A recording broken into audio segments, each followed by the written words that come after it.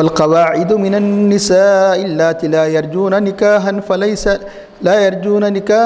فليس عليهن جناح أن يضعن ثيابهن غير متبرجات بزينة وأن يستعففن خير لهن والله غفور رحيم.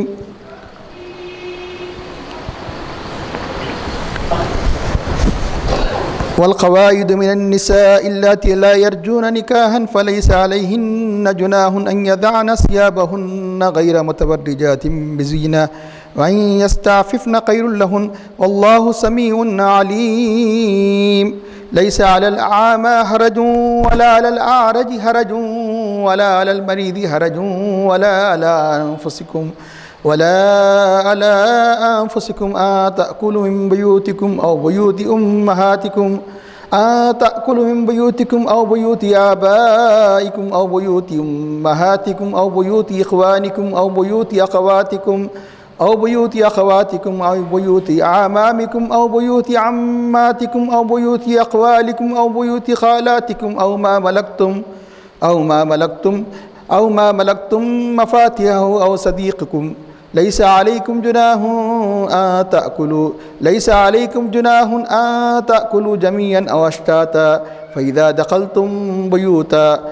دخلتم بيوتا فسلموا على أنفسكم تحية من عند الله مباركة طيبة كذلك يبين الله لكم الآيات لعلكم تعقلون.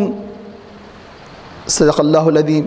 قال الله تعالى في شأن حبيبه الكريم إن الله وملائكته يصلون على النبي يا أيها الذين آمنوا صلوا عليه وسلموا تسليما.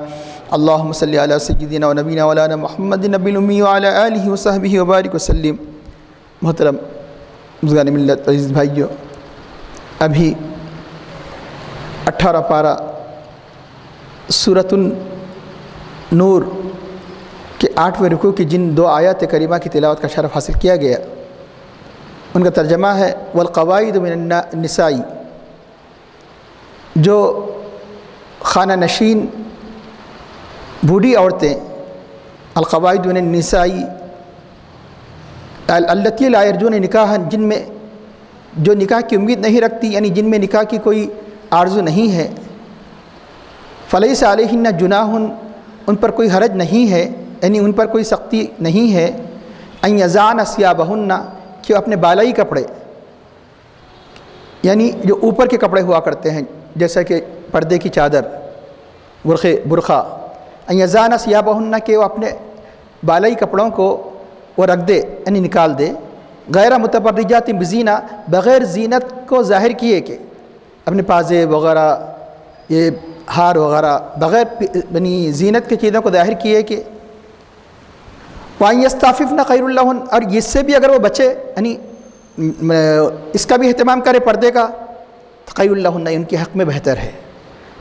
واللہ سمیع علیم، اللہ سننے والا ہے، جاننے والا ہے۔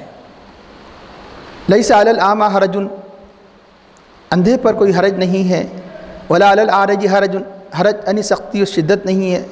لیس علی الاعمى حرج ولا علی الاعرج حرج، اور لنگڑے پر کوئی حرج نہیں ہے، ولا علی المریض حرج، اور مریض پر کوئی حرج نہیں ہے، ولا علی انفسکم، اور نہ تمہارے نفسوں پر کوئی حرج نہیں ہے، کہ ان تاکلوا من بیوتکم، کہ تم اپنے گھروں میں سے کھاؤ، اپنے گھروں میں سے کھاؤ، اور بیوت آبائکم، اور یا تم اپنے آبا و اجداد یعنی باپ دادا کے گھروں میں سے کھاؤ، ان کے گھر میں کھاؤ، او بیوت امہاتکم، یا اپنی ماؤں کے گھروں میں سے کھاؤ، او بیوت اخوانکم، یا اپنے بھائیوں کے گھروں میں سے کھاؤ، او بیوت اخواتکم، یا بہنوں کے گھروں میں سے کھاؤ، او بیوت اعمامکم، یا تمہارے چچاؤں کے گھروں میں سے کھاؤ، او بیوت عماتکم، یا تمہاری پھوپھیوں کے گھروں میں سے کھاؤ، او بیوت اخوالکم، یا تمہارے ماموں کے گھروں میں سے کھاؤ، او بیوت خالاتکم، یا تمہارے خالاؤں کے گھروں سے کھاؤ، او ما ملکتم مفاتیحہ، یا جن کی کنجیاں تمہارے ہاتھوں میں ہیں،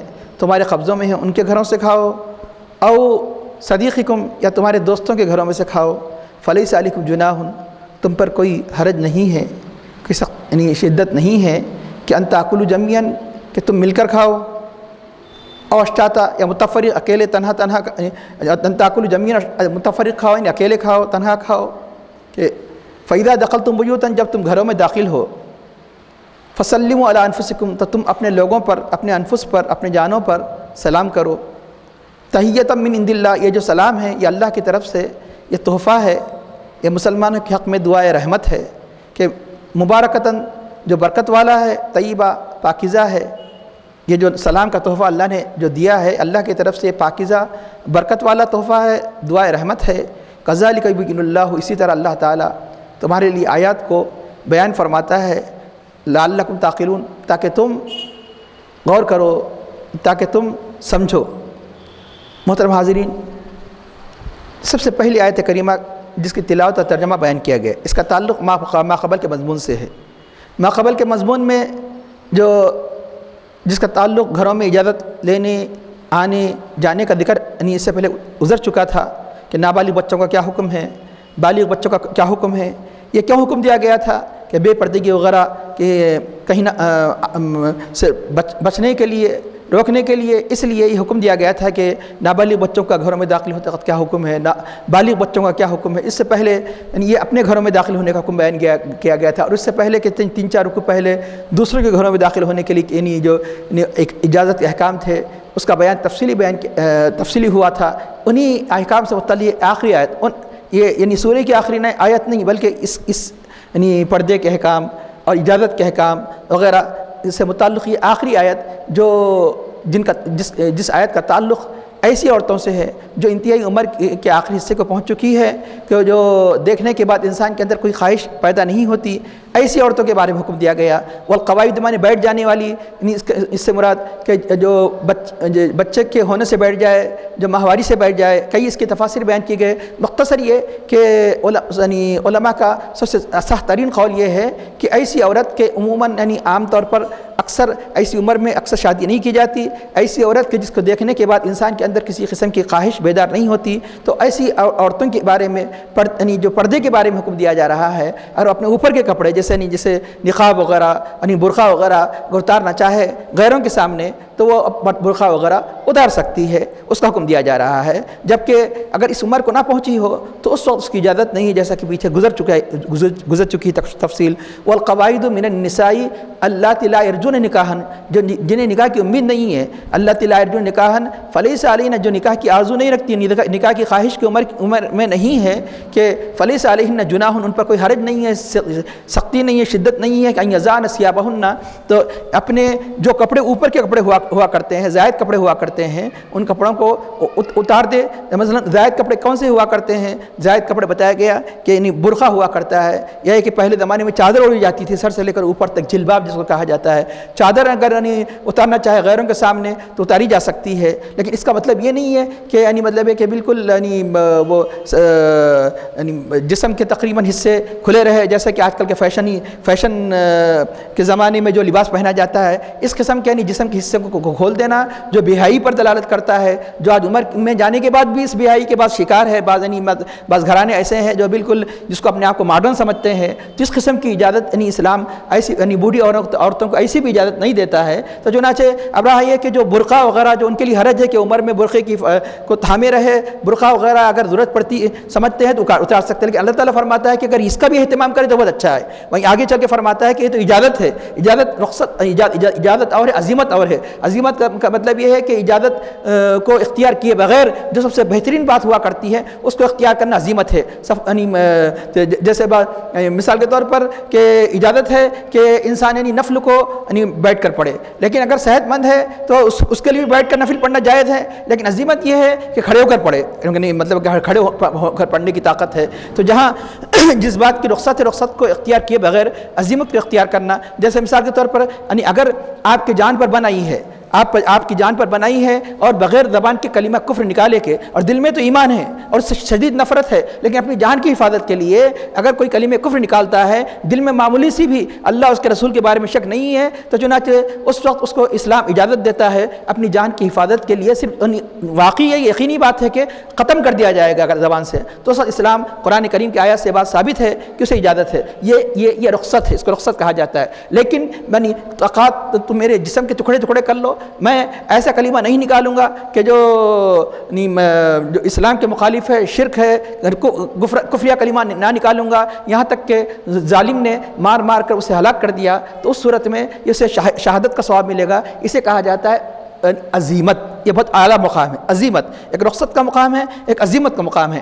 امام حسین رضی اللہ تعالیٰ عنہ یعنی چاہے تو یعنی مطلب ہے کہ نہیں کوفہ اگر نہ جاتے تو ان کو رخصت تھی، لیکن عزیمت یہ ہے کہ جب کوفیوں کے بار بار جو خطوط آ رہے تھے کہ ایک فاسق و فاجر کے ہاتھ پر ہمیں بیعت کرنا پڑے گی، آپ تشریف لائیے، آپ کا جانا، دوسرے جو صحابہ نہیں گئے ان پہ کوئی حرف نہیں آئے گا، ارے انہیں مدد کرنا چاہیے تھا، انہیں جانا چاہیے تھا، انہوں نے رخصت پر عمل کیا۔ جو مدینے سے کوفے کو نہیں نکلے اور انہوں نے ساتھ نہیں دیا، ان پر بھی کوئی الزام نہیں، انہوں نے کس پہ عمل کیا؟ رخصت پہ عمل کیا۔ اور امام اعظم امام حسین رضی اللہ تعالیٰ عنہ اور اہل بیت نے اور آپ کے یعنی جو انصار نے جو جس پر عمل کیا وہ عزیمت پر عمل کیا۔ عزیمت اور ہوا کرتی ہے، رخصت ہوا کرتی ہے۔ عورتوں کو، ایسی عورتوں کو اس بات کی رخصت یہ ہے کہ چاہے تو وہ اپنے چہرے کو کھلا رکھے، یعنی یہاں یہ جسم کے دوسرے حصے نہیں، چہرے کو کھلا رکھ سکتی ہے، جس کو حجاب کہا جاتا ہے، بغیر حجاب کہ وہ نکل سکتی ہے، لیکن عزیمت یہ ہے کہ احتیاط کرے، تقوی یہ ہے اس سے ہی بچے، یعنی جس طرح جوان عورتیں جس اپنے چہرے کو چھپاتی ہیں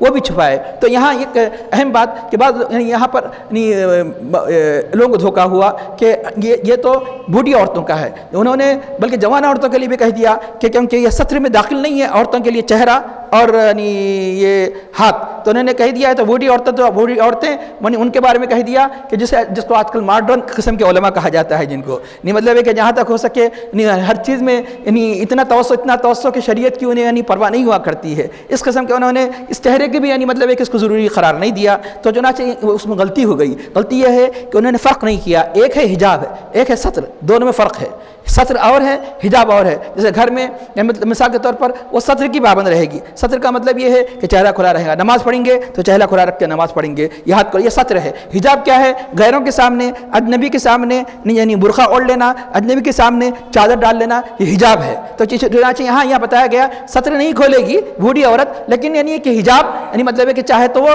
حجاب کو نکال سکتی ہے، چادر کو نکال سکتی ہے۔ بعض علماء نے اجازت دی کہ سر کا دوپٹہ ہے وہ بھی نکال سکتی ہے، لیکن انہوں نے کہا کہ احتیاط یہ ہے کہ سر کے دوپٹے کو بھی نہ نکالے، صرف کہ زیادہ اس کو اجازت یہ ہے کہ یعنی جو سر کا جو چہرے کا جو حجاب ہے اس کو ہٹا سکتی ہے اس عمر میں اگر جب پہنچ گئی ہے، لیکن یہ کہ احتیاط بہت اچھا ہے، اس لیے اللہ تعالیٰ خود فرما رہا ہے تقویٰ جس کو کہا جاتا ہے، وَإِن يَسْتَعْفِفْنَ خَيْرٌ لَهُنَّ، پتہ چلا کہ جو اہل اللہ، جو اولیاء اللہ، جو تقویٰ کہہ کر بعض لوگ سمجھتے ہیں کہ بھئی کیا تقویٰ ہے، جب اسلام میں اجازت دیا تو پتہ چلا کہ قرآن کریم خود تقوی کی تعلیم دیتا ہے، باوجود اجازت دے رہا ہے، کوئی حرج نہیں ہے، خود اسلام قرآن خود کہہ رہا ہے کہ وَإِن يَسْتَعْفِفْنَ، بچے اگر اس بات سے ہی بچتی ہے یعنی باوجود ہے کہ یعنی وہ اپنے جوان عورتوں کی طرح اپنے چہرے کو بھی چھپاتی ہے، جلباب چادر پہنتی ہے یا برقع پہنتی ہے، تو یہ ان کے حق میں بہتر ہے۔ کیوں؟ اس لیے کہ حدیث شریف میں آتا ہے کہ انسان اس وقت تک متقی نہیں ہو سکتا جب تک کہ کسی ایسے جائز چیز کو نہ چھوڑے کہ جو جائز چیز ناجائز کا ذریعہ بنتی ہو۔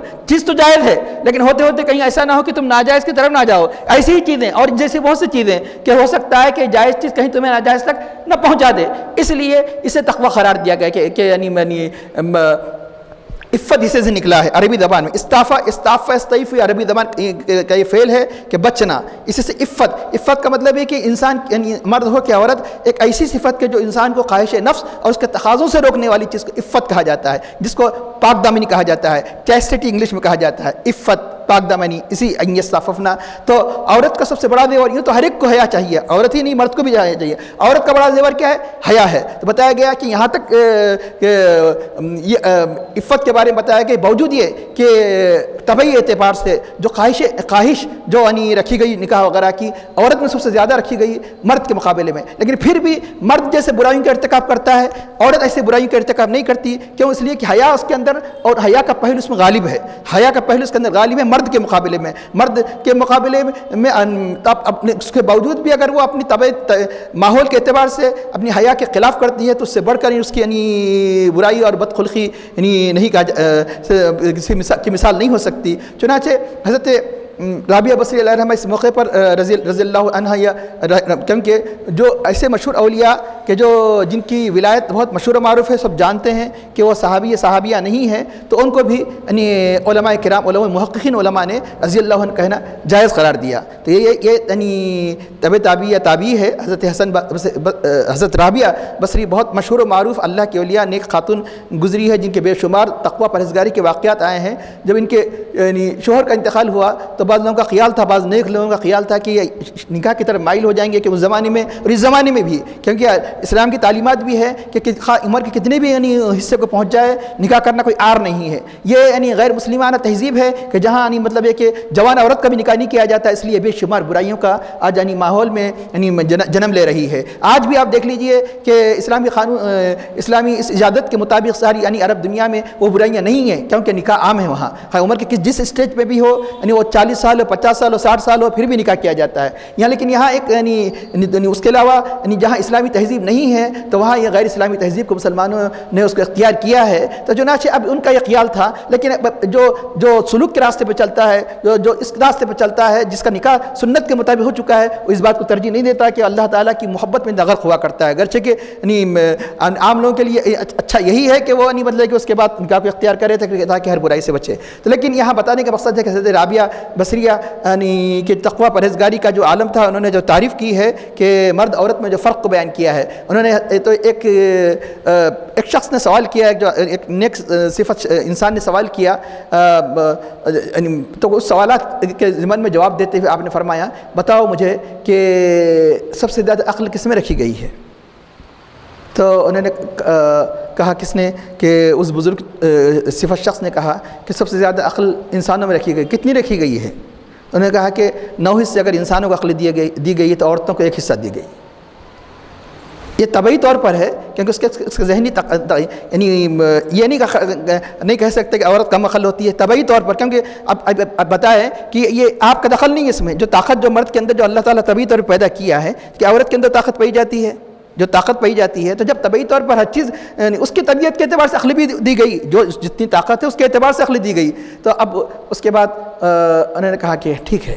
اس کے بعد آپ نے پوچھا کہ یہ بتاؤ کہ جو خواہش ہے انسان کی، نکاح وغیرہ کی خواہش ہے، یہ سب سے زیادہ کس کو دی گئی ہے؟ تو حضرت رابعہ بصری رضی اللہ عنہ کے سوال پر اس مرد نے جواب دیا کہ عورت کو دی گئی ہے۔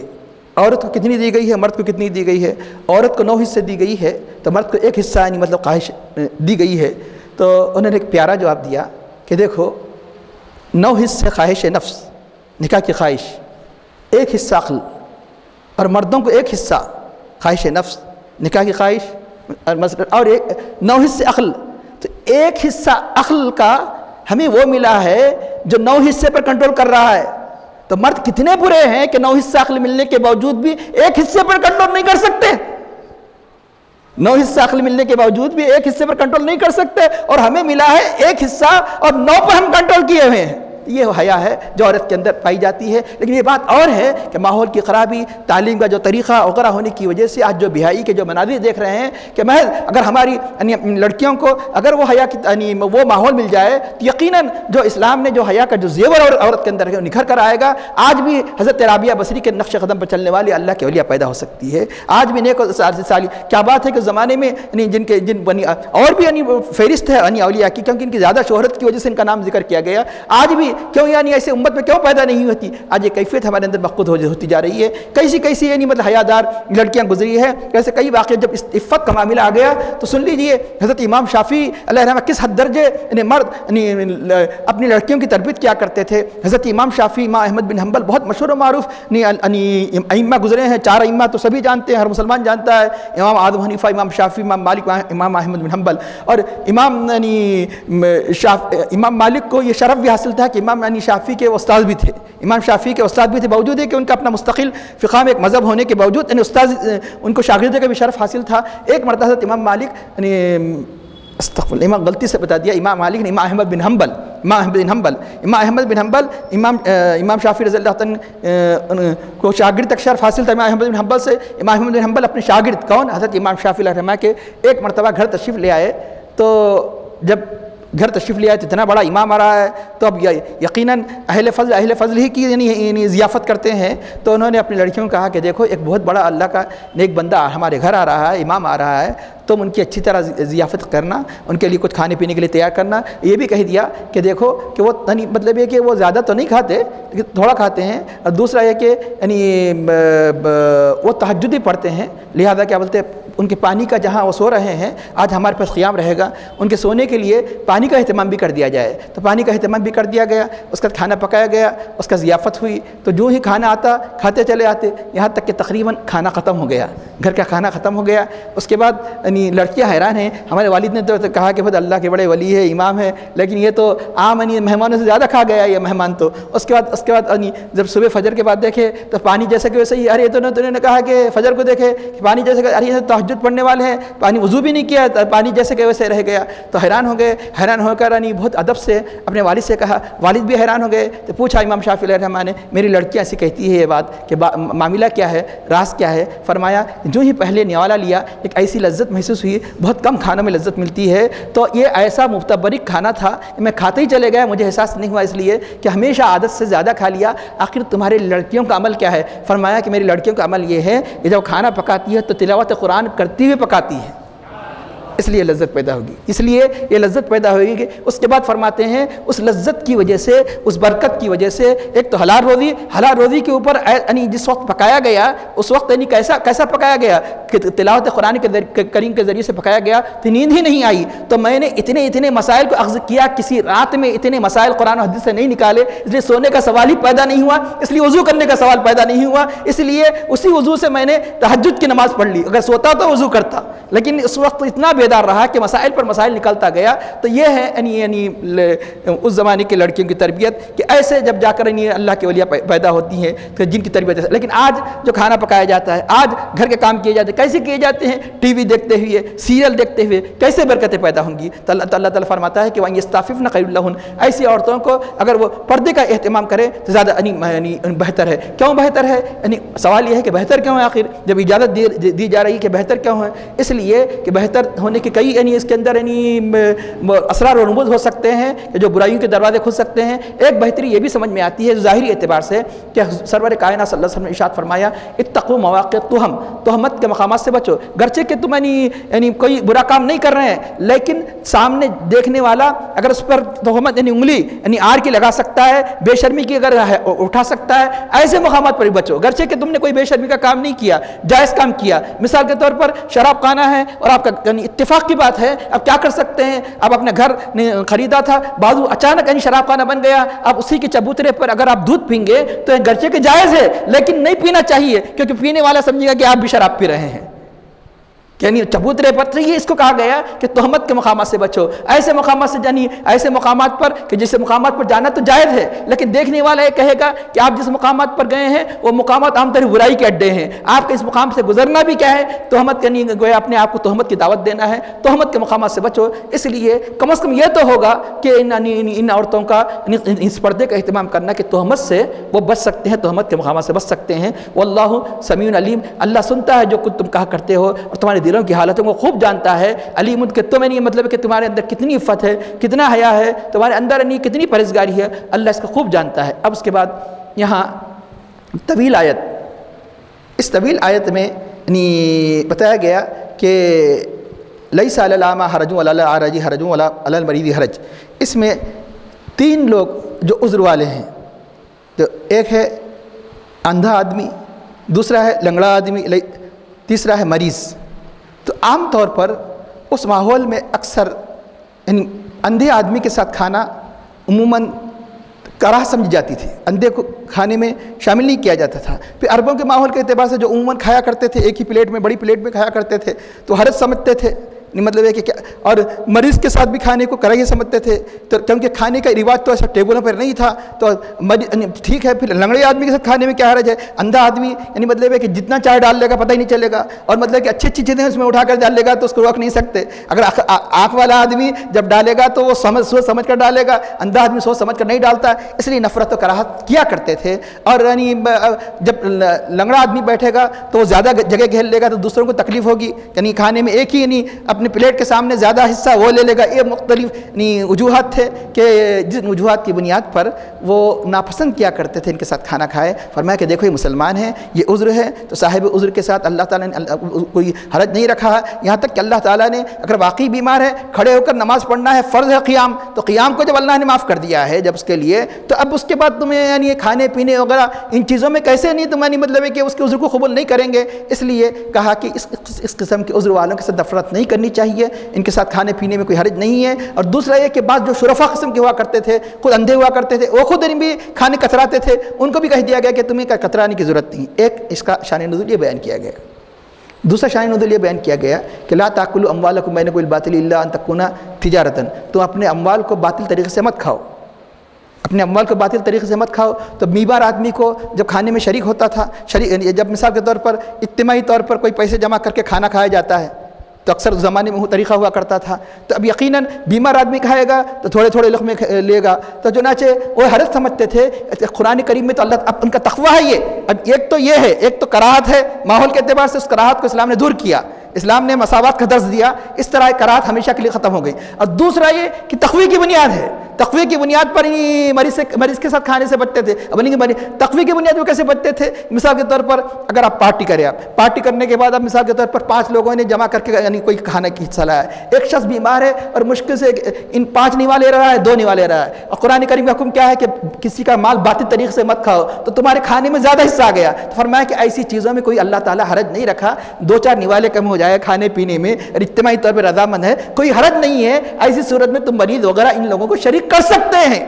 یعنی تو آپ اندازہ لگائیے کہ صحابہ کی احتیاط کا یہ عالم تھا کہ باطل طریقے سے مت کھاؤ, کہیں ایسا نہ ہو کہ کہیں ان کا حصہ ہمارے حق میں زیادہ نہ آ جائے. اسی طرح جب یتیموں کے بارے میں احکام نازل ہوئے, ان کا کھانا گویا یعنی آپ کو بھر لینا ہے, تو لوگوں نے یتیم کا کھانا پکانا الگ کر دیا. تو حرج ہونے لگا کہ یتیم کی ہنڈی الگ چڑھتی تھی, گھر والوں کی ہنڈی الگ چڑھتی تھی. کیوں کمی بیشی زیادہ ہو جائے کوئی حرج نہیں ہے. اتنی سختی اسلام میں نہیں کی کہ اگر مطلب کہ کھانے پینے کہیں ایسا نہ ہو کہ اس کے کھانے کا حصہ ہمارے حصے میں زیادہ آ جائے. یہ کب جیسے مثال طور پہ کوئی یتیم کی جو کفالت کرنے والا خود اگر وہ مالدار ہے تو اس کا کھانا جائز نہیں ہے, لیکن مالدار نہیں غریب ہے تو اس کو ضرورت کی حد تک کھانا جائز ہے. کہیں ایسا نہ ہو کہ زیادہ نہ کھانے میں آ جائے, اس لیے احتیاط کرتے تھے. تو اسلام نے کہا کہ یعنی قرآن نے کہا کہ نہیں, اس طرح یہ تم اس لیے تمہیں مشقت میں پڑھنے کی ضرورت نہیں, جیسے کہ قرآن کریم کی آیات میں اشارے ملتے ہیں. اسی اللہ تعالیٰ ارشاد فرماتا ہے کہ لیس علی الاعمى حرج ولا علی الاعرج حرج ولا علی المریض حرج. ایسے کئی احادیث میں آیا ہے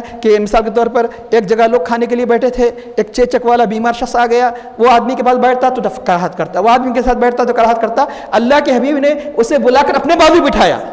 یہ یعنی سرور کائنات صلی اللہ علیہ وسلم نے یہ درس دیا کہ دیکھو بیماروں کے ساتھ کیسے سلوک کرنا چاہیے. اور ایک جزامی آدمی کو پکڑ کر اپنا لوگ اس کے قریب بھی جانا نہیں چاہتے, تو اپنے پلیٹ میں اس کو رکھ کر کھانے کی اجازت دے دی. اس قسم کے سیرت النبی صلی اللہ علیہ وسلم کے میں بے شمار آپ کو واقعات ملیں گے کہ اللہ تعالیٰ فرماتا ہے کہ تم پر, اور اس کے بعد فرماتا ہے کہ ولا علی انفسکم, کہ تم پر کوئی حرج نہیں ہے.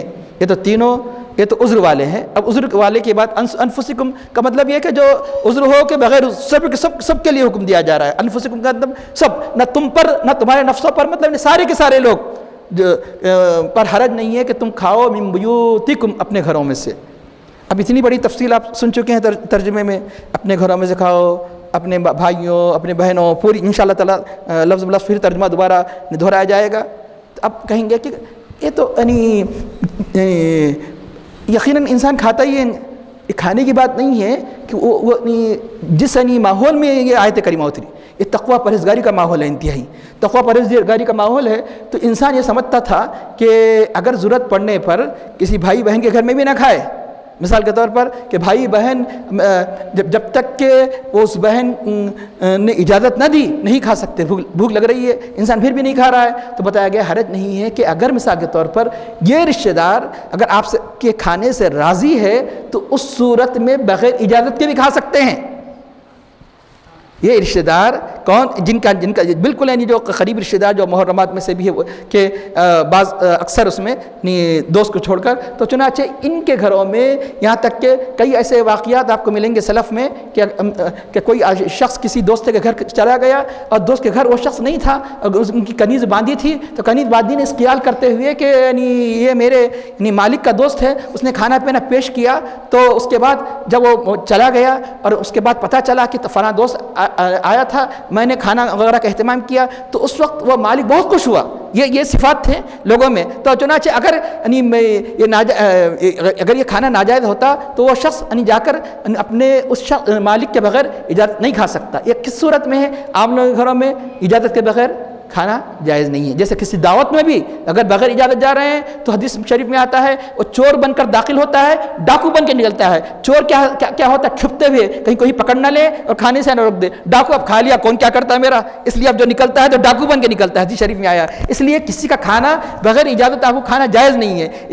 لیکن اگر وہ یہ اشخاص عام طور پر تو راضی ہوا کرتے ہیں، بعض اگر کسی کی طبیعت میں ایسا ہے تو پھر احتیاط کرے۔ ان لوگوں میں اگر طبیعت میں ایسا نہیں ہے تو ان کا کھانا جو معمول کے مطابق ہے ان کے گھروں میں کھایا جا سکتا ہے۔ دوسرا یہ کہ وہاں کے ماحول کے اعتبار سے ہی بات کی گئی، اس وقت گھروں میں دروازے نہیں ہوا کرتے تھے، انسان کو بھوک لگی ہے اگر داخل ہو جائے تو کھانا کھانے میں حرج نہیں ہے۔ لیکن جب گھروں میں دروازے لگنے لگے، خود صحابہ ہی کے زمانے میں اتنی ترقی ہو گئی تو اس وقت سوال ہی نہیں ہے، انسان کو خود کھٹکھٹا مارنا پڑے گا اور صاحب خانہ خود کھانا پیش کرے گا۔ تو لیکن ایسی صورت میں کہ جب کہ مطلب ہے کہ کوئی رکاوٹ نہ ہو، اگر انسان کھانے کی ضرورت محسوس کرتا ہو اور یہ معلوم ہو جائے کہ میرے کھانے پر ناراض نہ ہوتا ہو تو اس وقت کھانے کی اجازت ہے۔ اسی طرح اگر آپ کا یہاں تک کہ اندازہ لگائیے کہ دوستی کی بھی بڑی اہمیت ہے، لوگ ایسا مسئلہ نہیں ہے کہ دوست کی بھی معاشرے میں اہمیت ہے، اس لیے دوست کا بھی ذکر آیا ہے۔ اگر کسی دوست کا آپ توشہ کھا لیتے ہیں اور یہ یقین ہے کہ دوست خوش ہوگا تو اس صورت میں اس کا توشہ بغیر اجازت کھانا جائز ہے، لیکن اس بات کا لحاظ کرے کہ بھوکا نہ رہے۔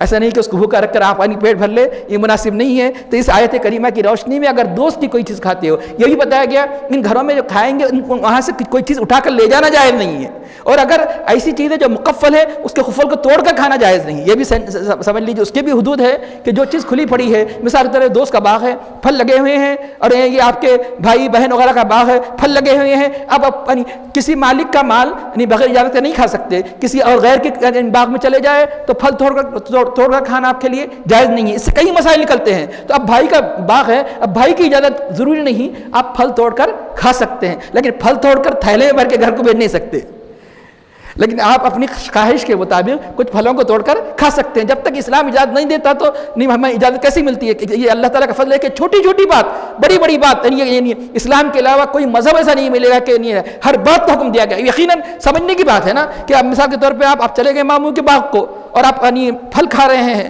تو پھل کھا رہے ہیں تو کہیں گے کہ ناجائز حرام ہے۔ اب یہ قرآن کریم کی آیت نہیں پڑھا کہ ماموں خوش ہوں گے اور ماموں راضی ہے اس بات سے، تو قرآن کریم کی آیت یہ اس بات کی اجازت دیتا ہے۔ غیر کے باغ کو چلے جائے اور پھل توڑ کر کھا رہے ہیں، یہ عمل جائز ہے؟ ناجائز ہے۔ یہ عمل ناجائز ہے کہ کس طرح یہاں تک کہ بعض چیزیں تو کھانا تو جائز تھا، لیکن بزرگوں نے اس حد درجے غیروں کے مال میں اتنی احتیاط کی۔ حضور غوث پاک رضی اللہ تعالیٰ عنہ کے والد آپ جانتے ہیں کہ کتنی ایک سیب چلا جاتا ہے دریا میں سے، تو ایک تو یہ کہ سیب چلے جاتا ہے تو ایسے کوئی پھینک دیتے ہیں کر دیتے ہیں اور بھوک کا عالم تک کھا لیا، لیکن یہ سوچنے لگے ہو سکتا ہے کسی باغ کا یہ دریا کے کنارے کسی کا باغ تھا، اس کا پھل تھا، بغیر اجازت مجھے کھانا نہیں چاہیے، اور اس کو دریا کو کے کنارے چلتے ہوئے اس باغ تک پہنچے۔ بہت بڑا واقعہ ہے، مشہور و معروف واقعہ ہے۔ تو آخر نے 8 سال تک یا 6 سال تک اس باغ کی مزدوری انہوں نے مقرر کی اور فرمایا کہ میری لڑکی سے شادی کرنا ہوگا۔ حقیقت میں وہ بھی اللہ کے ولی تھے۔ کون؟ یہ حضور غوث پاک رضی اللہ عنہ یہ کون تھے؟ یہ نانا تھے۔ تو گویا یہ اشارہ وہ اپنے نور باطن سے دیکھ لیا کہ اس شخص کو محض مزدوری کے لیے نہیں، ارے اس کے دل کو تو انوار سے منور کرنا ہے، اس لیے انہوں نے روک لیا۔ اس سیب کی وجہ سے انہیں اعلیٰ مقام حاصل ہوئے، یہاں تک کہ حضور غوث پاک رضی اللہ عنہ آگے چل کر ان کی صاحبزادی سے پیدا ہوئے۔ یہ تقوی پرہیزگاری کے برکات ہے کہ اس طرح یہ اس لیے قرآن کریم ہر بات کو کھلے طور پر آگے چل کے اللہ تعالیٰ اس آیت کریمہ کا اختتام کس پر ہوتا ہے؟ اللہ کھول کر تمہارے لیے نشانیاں بیان فرماتا ہے۔ کتنا اللہ کا کرم ہے کہ کیسے کھول کر ہمیں احکام بیان کیا کہ اس کا ارشاد ہوتا ہے کہ تمہیں کوئی حرج نہیں ہے کہ تم اپنے من بیوتکم اپنے گھروں میں سے کھاؤ اور من بیوت آبائکم اپنے باپ دادا کے گھروں میں سے کھاؤ۔ من بیوتکم و بیوت آبائکم، یہاں غور کیجئے اتنی بڑی فہرست ہے باپ۔ اب سن لیجئے فہرست کو، باپوں کے گھروں میں سے باپ دادا، کیونکہ اس سے پہلا حق ہوا کرتا ہے باپ، سب سے زیادہ قریب کون ہے؟ باپ ہے تمام رشتہ داروں میں، باپ کی وجہ سے تو کوئی ماموں بنا، کوئی چچا بنا باپ. لیکن آج کل کیا ہے، ماں باپ کی اتنی اہمیت نہیں ہے، رشتہ داروں کی تو اہمیت ہے، صلہ رحمی کا حکم دیا گیا ہے، لیکن ماں باپ ہوں گا تو کوئی آپ کا چچا بنے گا نا، باپ بھی نہیں ہوگا تو چچا کون بنے گا، پھوپھو کون بنے گی؟ ارے ماں ہوں گا تو کوئی تمہارا ماموں بنے گا نا، ارے ماں ہی نہیں ہے تو تمہارا کون ماموں بنے گا، تو کون تمہاری خالہ بنے گی؟ تو جس کی وجہ سے ماموں خالہ یہ سارے رشتے ہو رہے ہیں، اسی کی پرواہ نہیں، اسی کے ساتھ مطلب ہے کہ بدتمیزی، اسی کے ساتھ عدم سلوک. تو بتایا اس لیے آبا کو ذکر کیا گیا ہے. آبا یہ تمہارے تمام رشتہ داروں میں سب سے زیادہ مستحق کون ہے؟ آبا ہے. آبا تمہارے باپ دادا کے گھروں میں. اس کے بعد جو نمبر آتا ہے کہ ماؤں کے گھروں میں، امہاتکم. اب اس کے بعد بتایا گیا اخوانکم، کہ ماں باپ کے ذریعے سے جو سب سے زیادہ قریبی رشتہ کس کا ہوتا ہے؟ بھائیوں کا رشتہ ہوتا ہے، بھائیوں کے گھروں میں. اخواتکم، بہنوں کے گھروں میں. اس کے بعد کس کا حق ہوا کرتا ہے؟ چچا کے گھروں میں. اس کے بعد پھوپھیوں کے گھروں میں. اس کے بعد ماموں کے گھروں میں. اس کے بعد خالاؤں کے گھروں میں. اب آخر کے دو حکم انشاءاللہ تعالیٰ یہ ان رشتہ داروں کے بعد، اور دو باتیں جن کے گھروں کا ذکر کیا گیا، اس کی اجمالی تشریح کے بعد ہم آگے بڑھیں گے. وہ یہ کہ اللہ یہاں پر اتنی فہرست میں بیٹے کا ذکر نہیں آیا ہے. بیٹے کے گھروں میں سن لیجئے کہ اللہ تعالیٰ کیا فرماتا ہے کہ کوئی حرج نہیں ہے وَلَا عَلَىٰ أَنفُسِكُمْ أَن تَأْكُلُوا مِن بُيُوتٍ، اپنے گھروں میں. تمہارا بیٹے کا گھر تمہارا گھر ہے، اس لیے اللہ نے ذکر نہیں فرمایا. تمہارے بیٹے کا گھر تمہارا گھر ہے، خاوند کا گھر شوہر کا گھر ہے، شوہر کا گھر خاوند کا گھر ہے. اس لیے اس کو ذکر کرنے کی ضرورت نہیں. ارے پہلے اس پر حق عائد ہوتا ہے. اس لیے بتایا گیا کہ اللہ تعالیٰ نے بیٹوں کا اس لیے ذکر نہیں کیا کہ ایک حدیث میں آتا ہے کہ تیرا مال مطلب تیرا مال تو سب تیرا ہے. مطلب ہے کہ تو اگر باپ محتاج ہے تو بیٹے کو چاہیے کہ اس کی مدد کرنا، اسے کھلانا فرض ہے اس پر. تو چنانچہ اس لیے بتایا گیا کہ ان تاکلوا من بیوتکم، تو تمہارے گھر ایک تو تمہارے گھر ہے اور تمہارے بیٹے کا گھر بھی تمہارے ہی گھر ہے. بلکہ یہاں تک بتایا گیا کہ اگر مثال کے طور پر آگے چل کر مطلب ہے کہ بیٹے بیٹی سب اس میں داخل ہے. اب آپ کہیں گے بیٹی پر تو کھلانا ضروری نہیں ہے، تو شریعت کا حکم یہ ہے کہ اگر مثال کے طور پر ماں باپ غریب ہے اور بیٹی اور بہن اگر امیر ہے، تو اس صورت میں شوہر کے مال سے نہیں، شوہر اجازت دیا تو جائز ہے، اگر وہ اپنے مال سے اسے نفقہ اس پر خرچ کرنا ضروری ہے، بشرطے کہ محتاج ہے. ماں باپ محتاج ہے تو اگر بیٹی مالدار ہے تو اس وقت بیٹا نہیں ہے کوئی، تو اس وقت بیٹی پر ضروری ہے کہ اپنے ماں باپ کے کھانے کا انتظام کرے. اور بھائی محتاج ہے، بھائی کے کوئی پوچھنے والے نہیں ہے، اس صورت میں اس پر ضروری ہے کہ اگر وہ مالدار ہے تو اس کی اہتمام کرے. تو اس لیے بتایا گیا کہ اخوانکم اخوات. ہاں، تو یہی وجہ ہے کہ بیٹوں کا ذکر نہیں کیا گیا کہ تمہارے گھر اور تمہارے بیٹوں کے گھر ایک ہی ہے. آگے چل کر اللہ تعالیٰ اور ایک گھر فرماتا ہے، او ما ملکتم مفاتیحہ، یا جن کی کنجیوں کے تم مالک بنے، عارضی ہو کہ حقیقی. عارضی کیسے؟ تمہارے خادم، نوکر ہے. اب نوکر کے لیے الگ سے زیادہ ضروری نہیں ہے کھانے پینے میں، ایسی چیزوں میں جو محفوظ ہے ابھی بتایا گیا، تو غیروں کو اجازت نہیں، تو نوکر کو کیسے اجازت ہوگی کہ خفل توڑ کر کھائے؟ کھانے پینے میں جیسے باغ ہے تو نوکر بھی کھا سکتا ہے، غلام بھی کھا سکتا ہے. آپ کا کھانا ہے، نوکر کے لیے الگ اجازت لینے کی ضرورت نہیں ہے کہ میں کھانا کھا سکتا ہوں یا نہیں کھا سکتا ہوں. تو یا دوسرا یہ کہ اس خاص طور پر شاید اس زمانے کے حالات کے اعتبار سے جب لوگ جہاد میں جاتے تو اپنی کنجیاں کسی خازن کے یا نوکروں کے یا غلاموں کو دے دیتے. تو اب مثال کے طور پر انہیں کھانے کی اجازت نہ دی جائے، جیسے باغ کی کنجیاں دے دی گئی، گھر کی کنجیاں دی گئی، کھانے پینے کی چیزیں پڑی ہوئی ہے، تو اب انہیں اجازت لینے کی ضرورت نہیں ہے. تو یہ تنگی محسوس کرتے تھے کہ ہمیں باغ کا تو مالک بنا دیا گیا، ہمیں گھر کا تو مالک بنا دیا، عارضی طور مالک بنا دیا، کنجیاں دی گئی، لیکن انہیں کھانے کی اجازت نہ دی جائے تو ان کے لیے وہ سخت تکلیف کا باعث ہوگا. اس لیے اسلام کہتا ہے کہ اگر تمہیں کسی قسم کی کنجیاں سپرد کی گئی اور مالک کی طرف سے زبانی نہیں لیکن ایک عرفی اعتبار سے اجازت ہے کہ تمہیں کھانے پینے کی، تو ایسے کھانے میں بھی کوئی حرج نہیں ہے. گویا اس نے حرام کا کھانا نہیں کھایا کہ جن کی کنجیاں تم نے سپرد کر دی ہے تو اس کا بھی ان کے گھروں سے بھی تم کھا سکتے ہو، جن کے تم قاضین ہو یا جن کے تم نوکر ہو یا جن کے تم ذمہ دار بنا دی گئے ہیں. او صدیقکم. تو پتہ چلا اسلام میں دوست کی بھی اہمیت ہے. صدیق کے معنی دوست. یہ لفظ کس سے نکلا ہے؟ صدق. سچا کیوں؟ حقیقت میں جو جس کے ساتھ سچائی کے ساتھ بڑھتا ہے وہ کرے وہی دوست ہے۔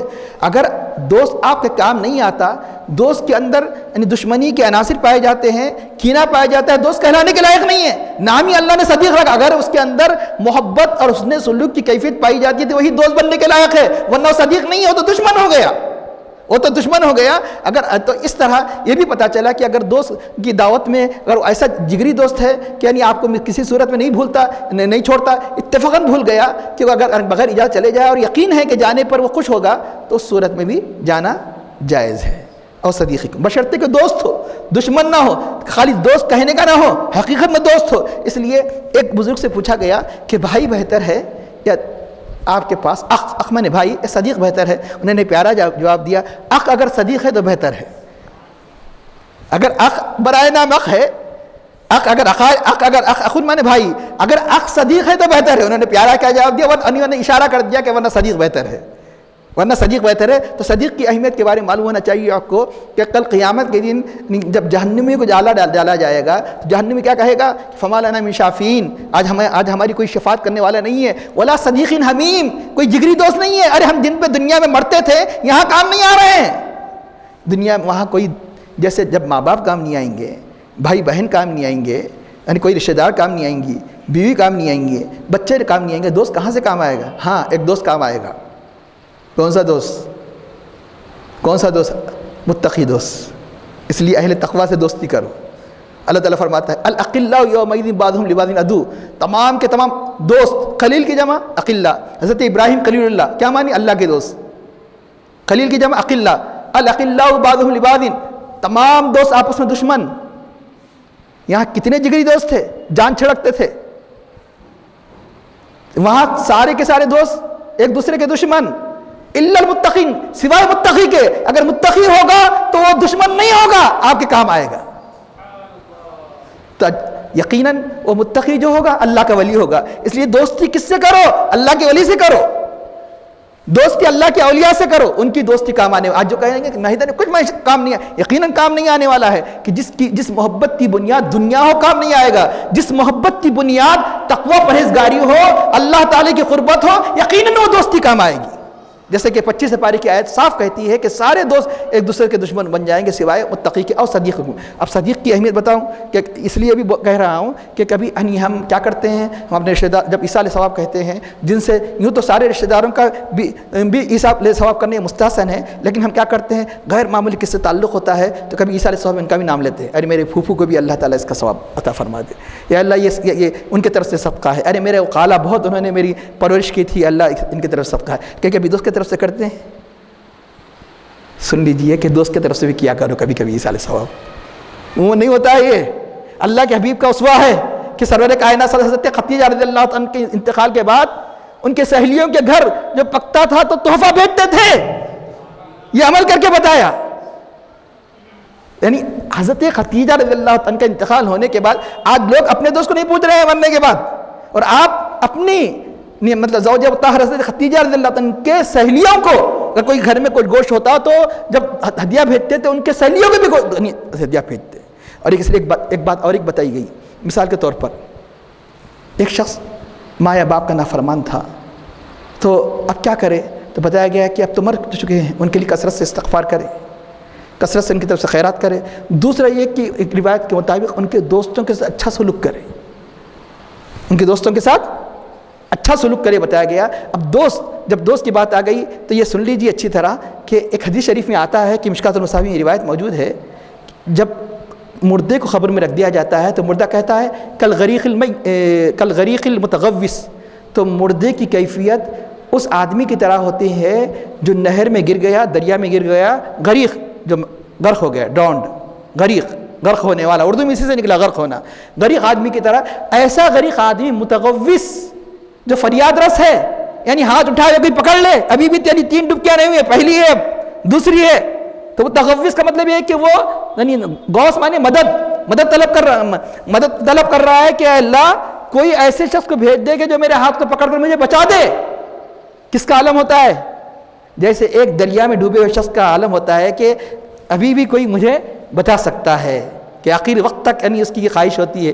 اس طرح قبر میں ایک آدمی کو جب دفن کیا جاتا ہے تو ہر آدمی کی کیفیت ہوتی ہے جو اللہ ہے کہ وہ متقی پرہیزگار ہو، اللہ کا نیک بندہ ہو۔ عام لوگ جو گنہگار تھے، تو اب ینتظر، حدیث کے الفاظ ہے، انتظار کرتا ہے کن کی طرف سے؟ اپنے ماں باپ کی طرف سے انتظار کرتا ہے۔ اس حدیث کے الفاظ ہے کہ ماں باپ اقربا کے ساتھ ساتھ دوست کی طرف سے کوئی ہدیہ آئے۔ ہدیہ آئے کا مطلب یہ کہ اس کی طرف سے کوئی صدقہ کر دے یا کسی قسم ایصال ثواب کر دے۔ تو اس روایت سے پتہ چلا کہ اپنے جو بہتر جو دنیا میں جو آپ کے نیک دوست تھے ان کا خیال مرنے کے بعد بھی رکھو، ان کے ساتھ بھی۔ عام طور پہ اکثر دیکھا یعنی عموماً بہت لوگوں میں عام نہیں ہے کہ ان کے ساتھ حسن سلوک نہیں کیا جاتا، تو دوست بھی آپ کو امیدوار ہوتا ہے کہ میرے لیے کوئی دعا کرے۔ آپ کب تک دعا کرتے؟ صرف چہلم تک، ختم، اس کے بعد دعا ختم، اس کا بھول جاتے ہیں۔ تو اس کے بعد یہ وہ انتظار میں رہتا ہے کہ کوئی صدقہ کفارہ اس کی طرف سے کوئی صدقہ کیا جاتا ہے، کوئی یعنی اس کے لیے کوئی دعا کی جاتی ہے، ایصال ثواب کیا جاتا ہے۔ تو او صدیقکم، کہ اپنے دوست کے گھر۔ اس کا اللہ تعالیٰ ارشاد فرماتا ہے فَإِذَا دَخَلْتُمْ بُيُوتًا۔ اب یہاں اس سے پہلے جو حکم تھا جو گھروں میں داخل ہونے کے، غیروں کے گھروں میں داخل ہونے کا حکم دیا گیا۔ دوسرا حکم دیا گیا کہ ایسے گھر کہ جو عام ہے، جس کو جیسے سرائے خانے، ان گھروں میں داخل ہونے کا حکم دیا گیا۔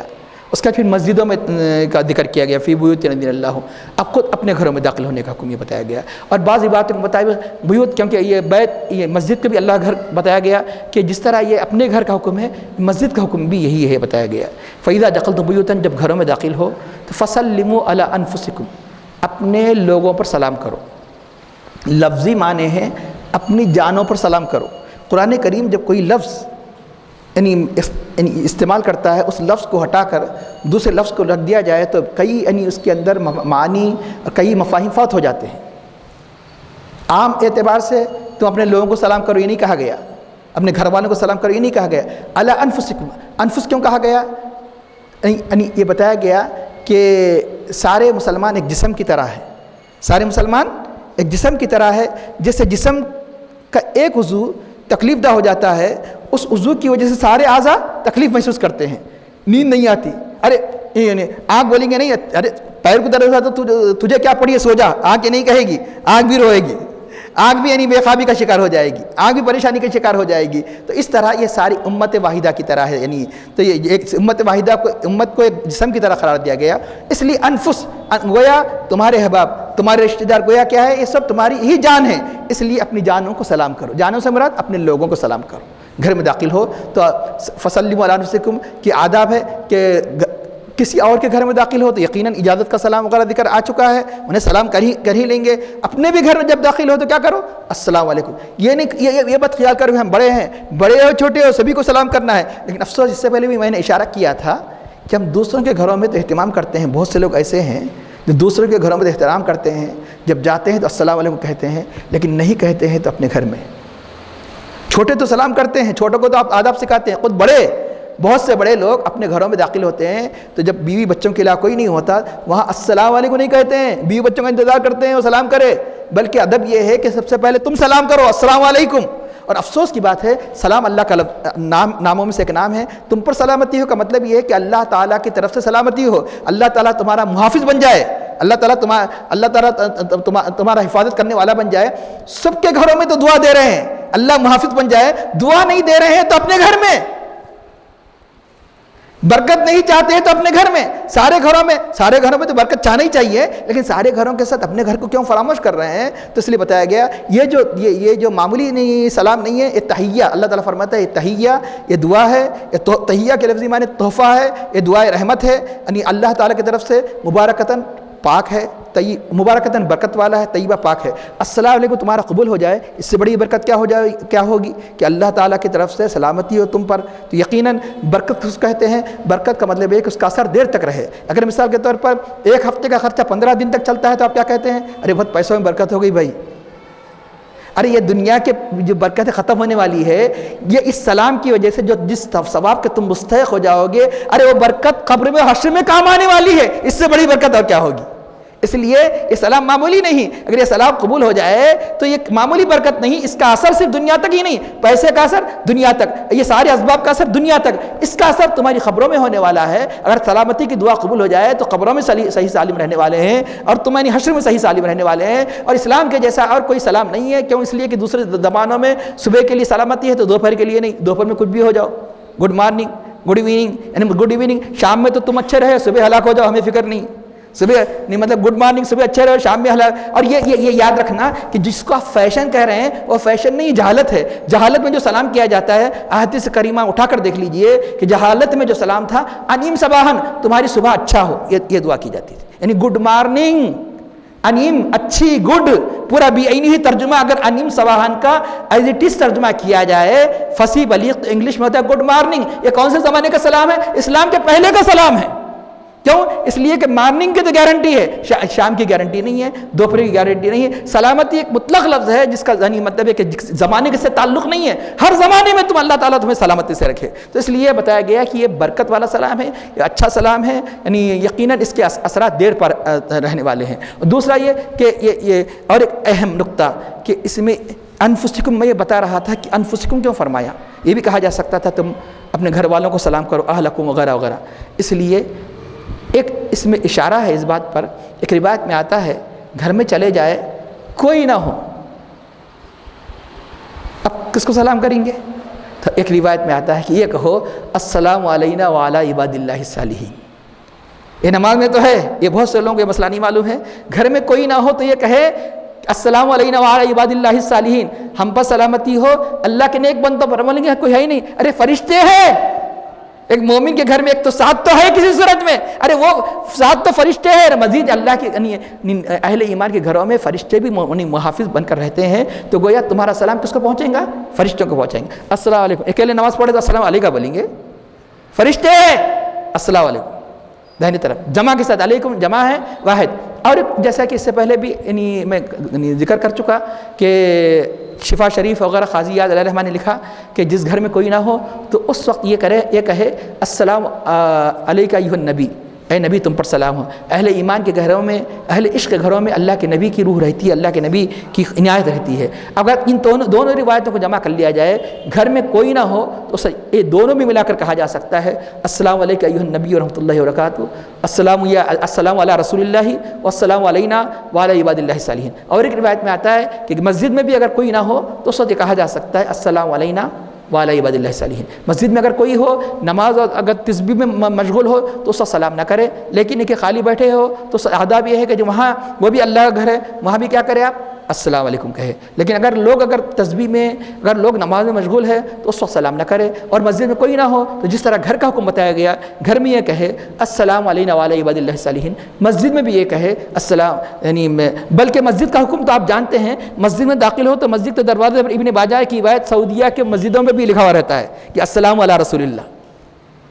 حدیث میں تو آیا جو بھی تو لکھ رہے ہیں وہ کہ السلام علی رسول اللہ. مسجد میں داخل ہو تو نبی پر سلام کرو. نبی تو بولیں گے ارے گھر میں ٹھیک ہے تم نہیں مانتے تو مسجد میں تمہارے عقلوں کے اعتبار سے ہے لیکن ہے روح. اگر تم عشق کی آنکھوں سے دیکھیں گے، عشق کی نگاہوں سے دیکھیں گے، نبی ہر طرف ہے. اس لیے مسجد میں بھی داخل ہو تو کیا کہو السلام علی رسول اللہ. تو اب یعنی اس کا ارشاد ہوتا ہے کہ اللہ تعالیٰ کھول کھول کر تمہارے لیے آیات نشانیاں بیان فرماتا ہے تاکہ تم عقل سے کام لو. لعلکم داخلون.